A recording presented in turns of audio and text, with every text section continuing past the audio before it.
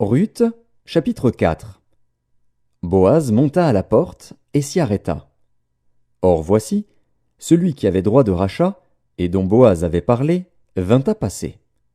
Boaz lui dit, « Approche, reste ici, toi, un tel. » Et il s'approcha et s'arrêta. Boaz prit alors 10 hommes parmi les anciens de la ville, et il dit, « Asseyez-vous ici. » Et ils s'assirent. Puis il dit à celui qui avait le droit de rachat, « Naomi, revenue du pays de Moab, a vendu la pièce de terre qui appartenait à notre frère Élimélec. J'ai cru devoir t'en informer et te dire, acquiers-la, en présence des habitants et en présence des anciens de mon peuple. Si tu veux racheter, rachète. Mais si tu ne veux pas, déclare-le-moi, afin que je le sache. Car il n'y a personne avant toi qui ait le droit de rachat, et je l'ai après toi. » Et il répondit, « Je rachèterai. » Boaz dit, « Le jour où tu acquerras le champ de la main de Naomi, tu l'acquerras en même temps de Ruth, la Moabite, femme du défunt, pour relever le nom du défunt dans son héritage. » Et celui qui avait le droit de rachat répondit, « Je ne puis pas racheter pour mon compte, crainte de détruire mon héritage. Prends pour toi mon droit de rachat, car je ne puis pas racheter. » Autrefois en Israël, pour valider une affaire quelconque relative à un rachat ou à un échange, l'un ôtait son soulier et le donnait à l'autre. Cela servait de témoignage en Israël.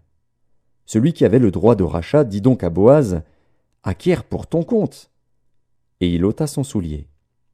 Alors Boaz dit aux anciens et à tout le peuple, « Vous êtes témoins aujourd'hui que j'ai acquis de la main de Naomi tout ce qui appartenait à Élimélec, à Kiljon et à Machlon, et que je me suis également acquis pour femme Ruth la Moabite, femme de Machlon, pour relever le nom du défunt dans son héritage, et afin que le nom du défunt ne soit point retranché d'entre ses frères et de la porte de son lieu. Vous en êtes témoins aujourd'hui. » Tout le peuple qui était à la porte et les anciens dirent, « Nous en sommes témoins. Que l'Éternel rende à la femme qui entre dans ta maison semblable à Rachel et à Léa, qui toutes les deux ont bâti la maison d'Israël. Manifeste ta force dans Ephrata, et fais-toi un nom dans Bethléem. Puisse la postérité que l'Éternel te donnera par cette jeune femme rendre ta maison semblable à la maison de Péretz, qui fut enfantée à Juda par Tamar. » Boaz prit Ruth, qui devint sa femme, et il alla vers elle. L'Éternel permit à Ruth de concevoir, et elle enfanta un fils.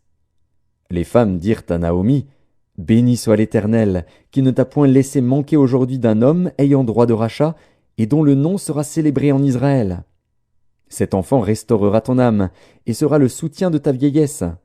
Car ta belle-fille, qui t'aime, l'a enfanté, elle qui vaut mieux pour toi que 7 fils. » Naomi prit l'enfant et le mit sur son sein, et elle fut sa garde.